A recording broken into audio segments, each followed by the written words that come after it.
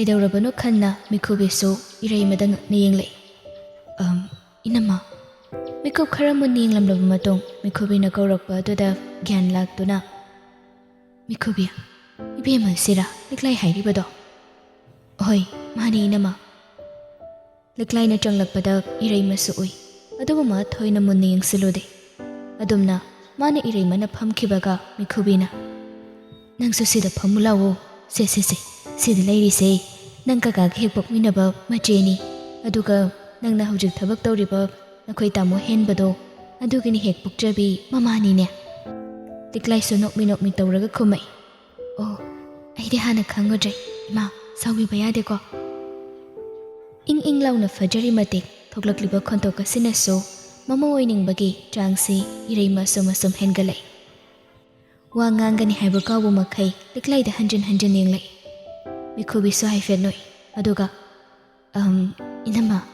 inama bu kare insang chaninge aigidi iyada yaine ikhoi liklai na thongdoi ni inama na khwaidagi chaning ben sangdo adu hayu aima adu oiradi ne sairing thongsi imona hanbu thong ben sangse sairing oina jage imau haibadu da liklai iraimada khanging yenglai mabuning da sukhali kaino Tamo henbagi mama sibu managa pangjalo. Liklai hairaga imawai. Kadaidagi imaw noiba. Liklai, nang sukari awada palay ki haibadu yengaga ne dukandagi machal khaido adum layuro ko. Ay namja. Liklai na thokibaga iraimana.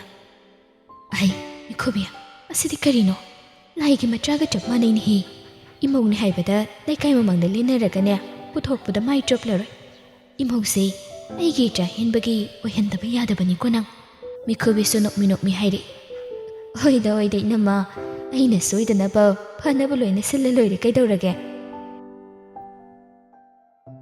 Namidangi pung 9 makhai muk tarakpada hemba sumayum da halai mama bu kaudana changli ma hoi ma kuinu ni kai jano dukhumdrisibo ma Kaka khudingi changlaga yenglaga so leitaba dudadi henba pocket tagi phone do lokthoklaga mama da call toksili hello kai ligi ma sukeng pau imdalem jisiga ginu ai noi mamu haitagi hala ine yaura ani e ngasai pung 3 tagi chakhibudu po hajuba halaktriba isa nade chakti ganan thongi budude thonga chaw kaino nang so imadi noi mamu haidane imongna saring thongba pizare e Yarukadawri, ay thameko.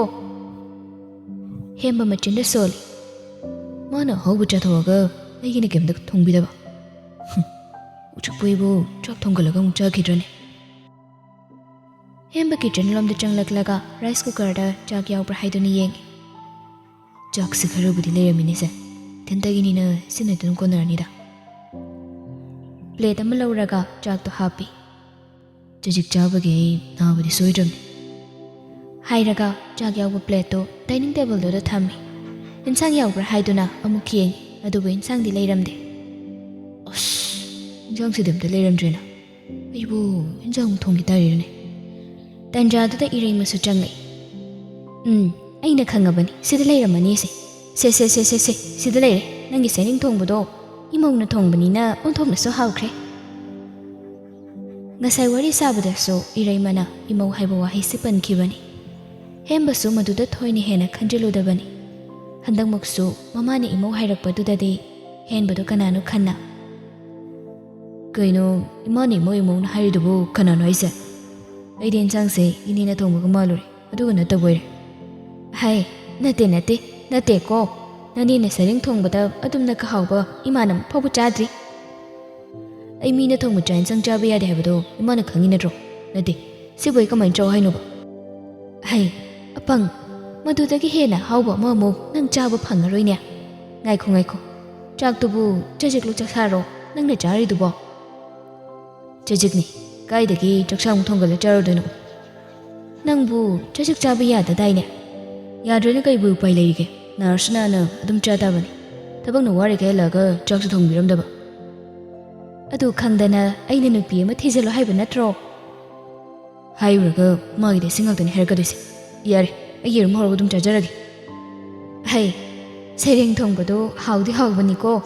Nang hek channing dragana, ima haying jage, pristam tapjelu. Ase hiram laga iray masu, kadudagi thokre. Hembado muksa sole. Sukwara kansida, ibu yerum hora jaki dribanida. Ili weba. Hainaba hainadaba, jaradi henmangama. Hairaga, Sering Tongodo lauraga, masado hainada, Nachom ama huklaga chai. Hana Sairam Bachang dudagi, amuke hena tapna Sairaga, mahaw laure. Mangagto hawi haibagom nomle. Nokfetsu tawduna haijay. Sidi hawini, tumurok chak hek jaini. Sidani dana, koi mana chow chow na haiside. Koi mana helper mapa me hebado, si yu na thamba wiyar nibo. Si hairaga, na heka duda, chain sang kaido, sit na na loina cha thokre.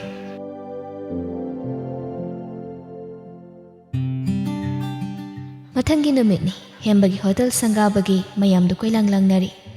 Ajaw sang sel thumpay bangaktani, anam manalak nagadori basingdo. Hembadi marup sing aduga, matam sang no unsanaraga, warisan na basangde. Lakliba sing adugi, amagi so, taram na na balaykre. Puren, mayraba, James ting antana laklaga, pamdo na layri. Puren di tuminlay, lakliba, changlakliba singdo, hannato ni yung katlude. Mayraba ga James kadi changlakliba singdu yenglaga onsinaraga wathi tawri. Mayraba mangagado haifet nomlaga.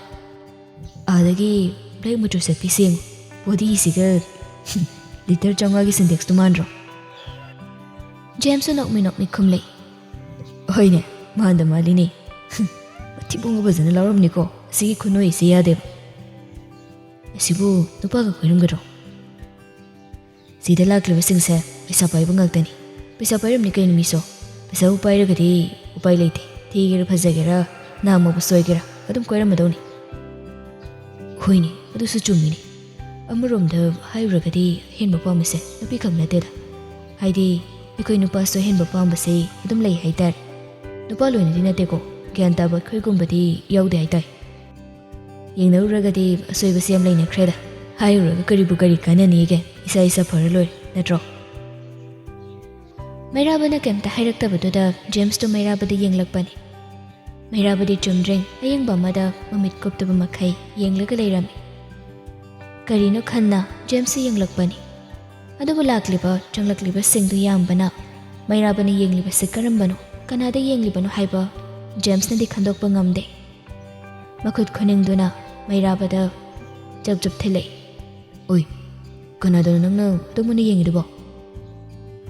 Makut oigi kutra manga duna machinduda kumboy kay way tawraga. Exni, ay exni, thainigi. Masig nupi isi, mamay di phazana haba jani niko. Kamano nang hay dubo, ay kamram kangdre, mayam marak sida kay machu reset kay. Ada samu man manupa maga lepisi, yellow ki maset laga, siying. Oh, nasi oire, nasi di, nangi thainigi anjali duna tro. Mani, pura mahataw ngam binese. Karamba pangunu pano, mana parasa na birisibo. Ay na dumhena nung ay bidene. Ngamba bu kaino. Atay dobo irang taw sila dun. Ngay ko, adobo kamay taw krage. Taw bobo di matay do su pide kara chopo no paway pajanida. Panay mo dun na so, hipumina ba machegi no pada, mana chalor bili chat today. Wagi pun sila kok panay reda badak pa mama, masana tamjin jabani. Ukoy machedo yam pawani, yam jamani. Nung ay di machedo. Lim na mapansin ito ikmang. Haydi, machido kay dokra guys eh. May changihin man kibagi, suchay tawra ka secret na. Nupado sa usakti, nupi yung matiri ay kamtawban. Adoga mana, yam na ngay tawta na ka lady. Asi ko manupi isi, hiyam bagadi ka may kang nariba. Natraga hiyam bisi, luna ka nupi ka kwar jalo. Ado day su kangre.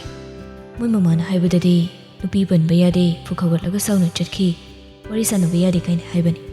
Kangde, asina ka maindoy no. James nokfet ka tawraga. Masakti dumiyay ne. Mayraba mangagado hayrap, ayraga. Oktra kangab nupi gumba, maugumba ka sinatraga di, nang nupi yung tilay dyan amaroy. Yang pamagan hay nabigi. Ado paw di, ay sungam nina, patay ngam draso. Yari kay dorage, sumpazay hay bawani, ay kuway gidi hay gidi na. Nagun kang ibo nga. Tumin fondo meto na layriba, purenda, Jamesna pop makhatuna thare. Oi, noi side nu pamga lai to. Mairaba madi puren so leithoktuna yenglei. Julie do ikhat khatna nupa amaga konaraga changlei. Phanam pen khridaba leiraga so kauthoke ngamkhidraba mahakki nuksibani. Phanayam thodok wathok thokraga so Julie de ahongba naide hanagum hamuni. Hanadagi so purena Julie ni set pachabasi kaya pamdabani. Ngasi su Julie na seli charibadu ubada ma anirak suni yengningba phaude. Masina nakal amada thamkhraga hojak purena hakchini yenglaklibasi Julie ki nakal da lepliba nupa sidani. Hanjin magi koksida khalaklibasi nupa si kanano. Julie ga karibu thoknabagi haina khalakbani. Magi marupla haina so amuk khalli. Madu so amuk tauribu maung sinadi langani haibasi khale. Marup oiraga karigi Julie ga konaga tauriba.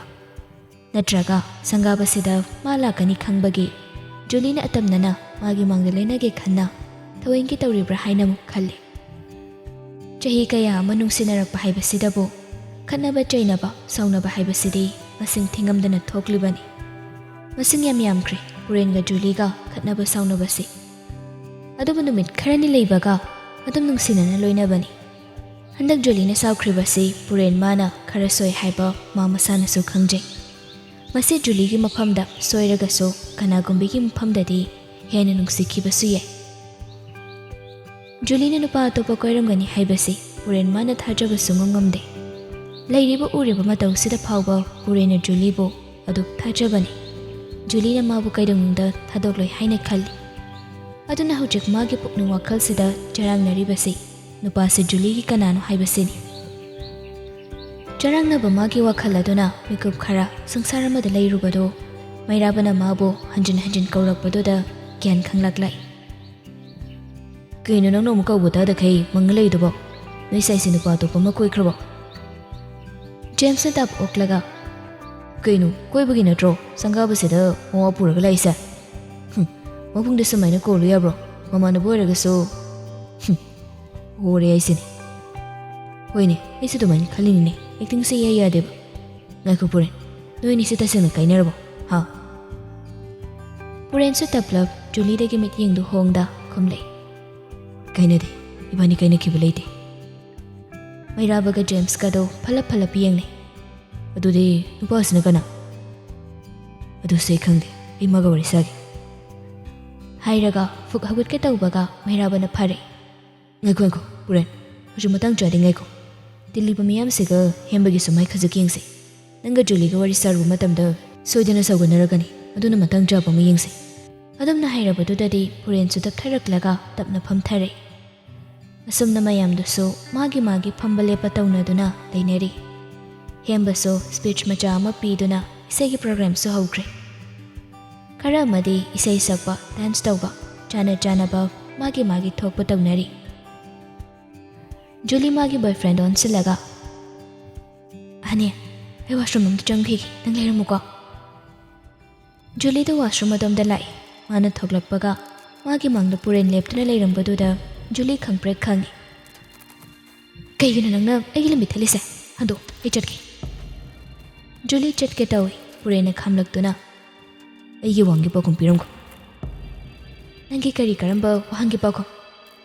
Nupa du kanano. Julie bhabtai purena hangliba se kanano haiba. Madu khanglaga nang kaidoga hebano. Mahin ba topa wa kaidoga pamne. Hangiba segi wang segi pakum da piyo. Nangna khalibado chumani. Maduda aina haiba haidaba mathau kemta tade. Aina kari khali haiba nangna khangba ngamai. Maramdi ai nangbu nungsiri thajaba sumangdri. Aduna nachin mangne ngonda sengbudo hayo. Ma aigi boyfriend engage tawaba. Aduna nang heklaidana aigi lambida yetbado yelakano mino kharga phajade. Hojikti aigi pakum phangaba natro. Aigi lambi se thadokbiro ai chatke. Wahai se hairaga Julie chatke tawi. Handamuksu purena thalai. Aina nangi kana. Aigi nuksibase nafamda leitabra. Somda Julie ki boyfriend do Julie bu thoklak mandabadagi kaidawrabano khanna masu washroom leiribadamda lakbani. Nangi nuksibadudi aigi thamoi sidagi nasana muthajabani. Wahayduda Purel Pathaba Ngamda Asauba Pendabana Henkibana Juligi Makut Kudangdu Paisilaga Walduda Insile Juligi Chimbal Mayanakna Purengi Chimbala du Sunaksile Juligi boyfriend du Su Juni Laybadom the Jungli Mamito Isilaga Mamaidu Lay Toklaga Hainadaba Mato Utuna Dupidu Kangi Magi Matawoda Puren Juligi Mapamdagi Laptore Ganna Pairam Liba Kudang du Su Tablak Tadoraklame Nangai Maikadagi Homlagi Kalabra Purena Tauribado Julie Pen the Bagitiamna Pendre Adaba Purengi Majin Kangbana Makarama Kaidi Taptare Punsida Kuru Tanga to Bulambido Jatabani Henapai Mapamduda Imi Pawaita was Sapamdi Nang the Sakajaraso Sel Pairagaso Nangilicha Chazatuna Julie Tamoidi the from the Punsegi Hinasinabangam Puren Julina Lady Badugi Heknakaldagi Julie boyfriend Changsilakbado Hek Jangeta Ubaga Kanghauda the Badugi Makut Kudang to tap Pairagaching Tokre Puren Taplapna Pay Kim the Guide Nanganangi Pambula made to Shabada anything but Hexulate Adobo Tamoisin is singing Shirubanang Budi in a world was sounding became delayed Nangisakta my tongue over the Kaiba Kangdabo Laga Nanak Naxin Janabo Najabani Adobo Nang Hanjan Ibumi Rabirabata Niki Pumda Kaiba Pokragaso Powdragaso Tamoisinati Ikairi Hide Pari Kasi have limits enough Inangi my game Kanying Arik Nupaduna Kaino no name Harisa Juliga Purenga Lady Badogi corner room the Hector Singeta Ubaga Nupado Myrabaga James Kana Pajan Kibani Myrabana Hey, Usinupiga was from Nina Kagan no Nupigo was a junkie Dorisa Adi Peggy girlfriend was from Changaharam but the Tolok trainer Yingitobani Hey, Natudo Katang was from the Leram Tradi Nang Nupiki a chair coming with Changi drop Nupado Supakat Nahide Eh, Natinati, you don't miss a donati. Yamakina Kalibo Kalulali. A kind of Kalsila Likan, a do the Nanakal Jumiro, huh? Sangat Laga Harak Padudadi, Nupado so, Makoyani so Kibana, Kiba Karamakadi Pau. Aduna, Manawa, Mangang Lubata, Tajila Pasuya Kana. Hoyamba, in a Soyangani. Adam Nalina ring it and Jadada, Purendo, my Tomaxina Toglapani. Matauda Myrabaga James Kadungak ni Yang Ayuba Juligi, boyfriend so, Chatkriba Purenda, Mayakaba Makai Yangli. Nupado the Makoini Changduna, Parambudu Tapna Tadore, Aduga Purengi Matong, Inaraga Tanakre. Nupado so, we could carrying Lam Matong, Julina Labadam the Jangle. Mamit Manalan Katna Julia,